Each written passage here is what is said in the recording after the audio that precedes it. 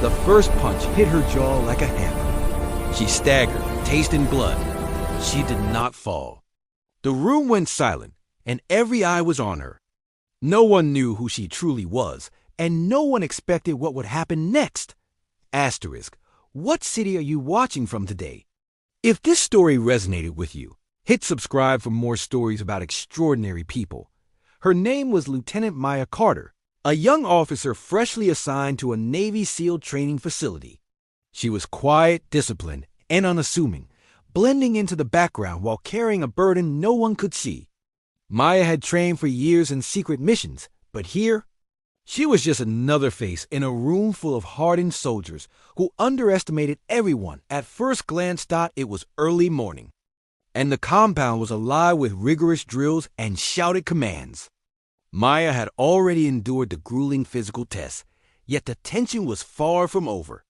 Some of the higher-ranking officers questioned her competence, and one in particular, Lieutenant Reynolds, had taken a personal interest in proving her unworthy.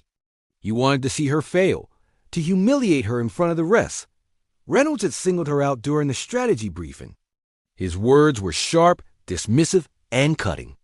"Do you even know what you're doing, Lieutenant?" he asked, leaning close enough for her to feel his arrogance. Maya remained composed. She did not answer immediately, knowing that words alone would not earn respect here. The next day, during hand-to-hand combat drills, Reynolds pushed further. He mocked her techniques, laughed at her stances, and even threw her to the ground in front of her peers. Some soldiers looked away, uncomfortable, while others laughed, following Reynolds' lead.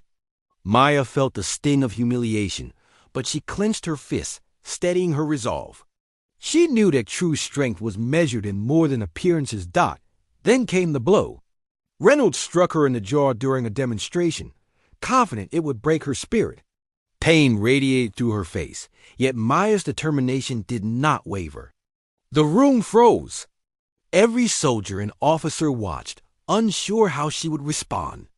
Her mind raced, remembering the countless hours of training, the missions, and the sacrifices she had made to be here. She was not the person they assumed she was. Maya stepped back, steadied herself, and looked Reynolds in the eye. She reached for her side and revealed the tattoo on her forearm, a symbol of her service as a combat operative in classified Navy SEAL missions. The room went silent. The laughter, the mockery, the assumptions all vanished in an instant. A senior SEAL officer stepped forward. His gaze was sharp, almost reverent. "You're the operative we've been tracking," he said, acknowledging her hidden accomplishments. The men who had doubted her now stood still, realizing the depth of her experience.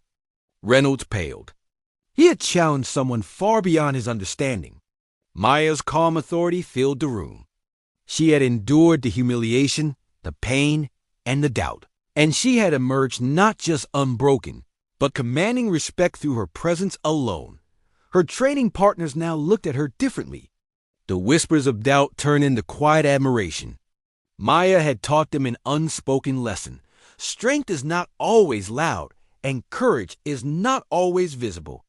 Sometimes it is carried quietly, waiting for the moment when it must speak for itself.